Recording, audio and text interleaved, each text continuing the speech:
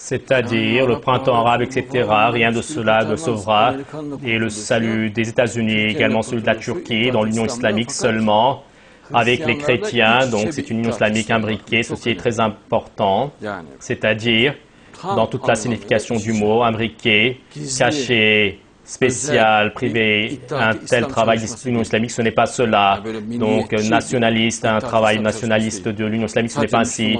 Donc, il s'importe seulement des musulmans, non. Et également avec les chrétiens, avec les prêtres chrétiens, donc jour et nuit être ensemble et former l'Union islamique.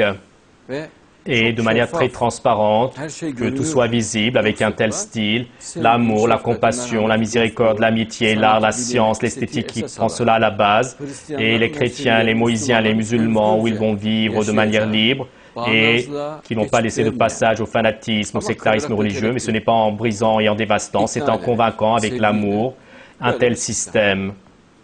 Et l'Europe, les États-Unis, donc il n'y a pas de raison pour qu'ils soient réticents de cela, mais s'il y a une union islamique en cachette, cela sera donc dangereux, donc une structuration spéciale, une équipe spéciale qui font cela en cachette, et s'ils essayent de former l'union islamique, et de toute manière il n'y aura pas une telle chose, et comme ils vont s'approcher avec une mentalité nationaliste, c'est-à-dire donc un nationalisme islamique dans ce sens, mais donc je parle d'un nationalisme donc fascisant, je ne parle pas donc d'un nationalisme logique qui est basé sur l'amour logique. Alors cela sera très grave avec la mentalité de Al-Qaïda, toute la terre, ils dévasteront toute la terre, c'est-à-dire ils ne resteront aucun endroit qu'ils n'ont pas dévasté.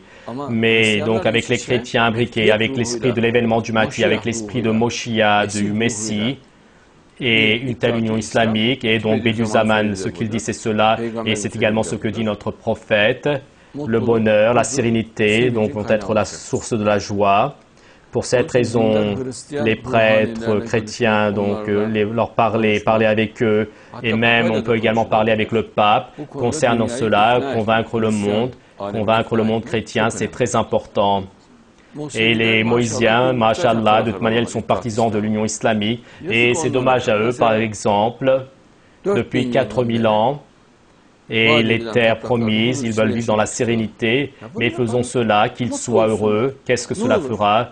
Et de toute manière, c'est une poignée de gens, 8 millions, 10 millions, et si tu les réunis dans tout le monde, et de toute manière, en Israël, ils ne sont qu'une poignée, ils sont très très peu nombreux. Et ils disparaissent dans ces terres, mais laissons-les qu'ils vivent dans la sérénité, joliment, n'est-il pas, qu'ils voient ces jours promis. Et donc, construisons à nouveau le temple de Salomon, comme cela sera bien, comme c'est quelque chose de réjouissant, et construisons également de plus le palais de Salomon, comme cela sera bien.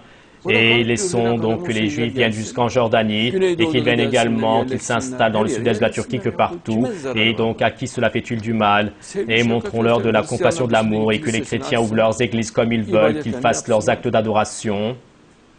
Et partout qu'il y ait des mosquées, donc les musulmans qu'ils fassent leur adoration comme ils veulent, mais que cela soit un monde moderne, un monde rempli d'amour. Et les femmes non voilées qu'elles se promènent tranquillement, également les femmes en décolleté. N'est-il pas, par exemple, que la personne qui est communiste, qu'il dise je suis communiste, qu'il puisse parler, et l'athée qu'il puisse parler et le dire ouvertement, qu'est-ce que cela fera? Et cela sera conforme au Coran. C'est ce qui est dans le Coran, et que tout le monde soit libre. Et donc des combats pour rien, des scandales pour rien, il y a des troubles pour rien.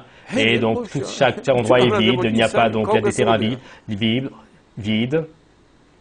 Et donc la terre abritera encore 100 fois le nombre de personnes sur terre. Et c'est pour rien. De toute manière, le jour du jugement s'est approché.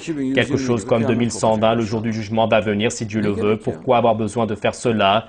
Et il faut rencontrer les personnes qui ont la tête sur les épaules, s'unir, et il faut régler cette question. Et même Obama n'arrive pas à se tirer d'affaire, ni Poutine, et ils ne savent plus quoi faire.